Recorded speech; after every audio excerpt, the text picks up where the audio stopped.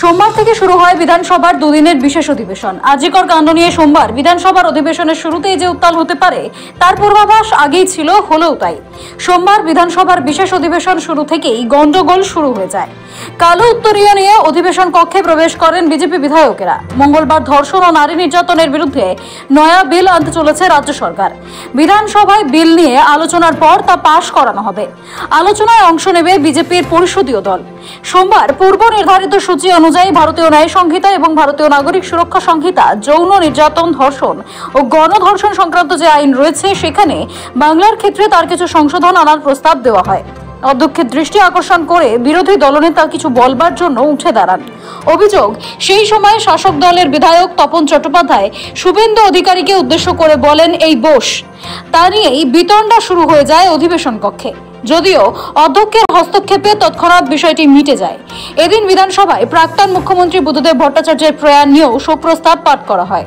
কিন্তু শোক প্রস্তাবে শুধু প্রাক্তন মুখ্যমন্ত্রী বুদ্ধদেব ভট্টাচার্যের কথা উল্লেখ করায় আপত্তি জানান বিরোধী দলনেতা।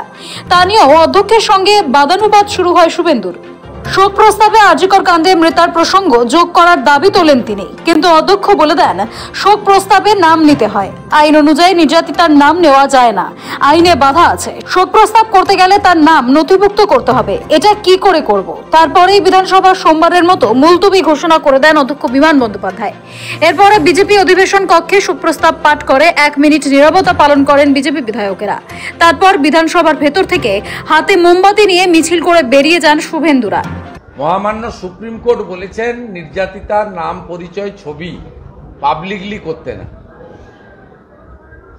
আমরা বিধানসভাতে পরিষ্কার বলেছি যে আপনি 9 আগস্ট আরজি করে কর্মরতা চিকিৎসক বলে উল্লেখ করে কন্ডোলেন্স নিয়ে বাড়িতে পাঠান বুদ্ধবাবুর সাথে সাথে।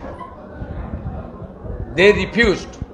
বুদ্ধবাবুকে আমরা সম্মান করি, তাই আমরা বিধানসভা থেকে সেই মুহূর্তে ওয়াকআউটও করিনি, শাউটিংও করিনি, বসে গেছি। বুদ্ধবাবুর স্মৃতির উদ্দেশ্যে নীরবতা পালন করার পরে ভারতীয় জনতা পার্টির বিধায়করা আলাদা করে আমরা ডাক্তার বন্টির স্মৃতিতে 1 মিনিট নীরবতা পালন করে সাইলেন্স, মৌন মিছিল বিধানসভা চত্বরে পরিক্রমা করেছি। A rape and murder organised by the state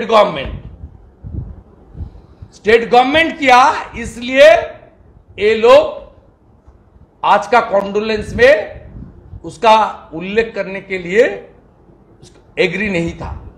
এই ধরনের অবাস্তব কথা আমি কখনো বিরোধী দলের কাছে শুনিনি যে ধর্ষণে যেহেতু সরকার জড়িত, এই ধরনের কথা আমি শুনিনি। কিন্তু আইনত কতগুলো বাধা আছে। সে আইনত বাধা হলো যে ধর্ষিতার কথা এবং যিনি মারা গেছে তার নাম উল্লেখ করা যায় না এতে শোক প্রস্তাবে। এটা আইনত করা যায় না। সবাই বলে যার নাম উল্লেখ করা যাবে না তার সম্পর্কে শোক প্রস্তাব আনা যায় না। এসব তরজার মাঝেই আলোচনায় মঙ্গলবারের বিল পেশের প্রসঙ্গ জিয়ে থাকলো জল্পনা। শুভেন্দু অধিকারী জানালেন মঙ্গলে মুখ্যমন্ত্রীকে যা জবাব দেওয়ার দেওয়া হবে।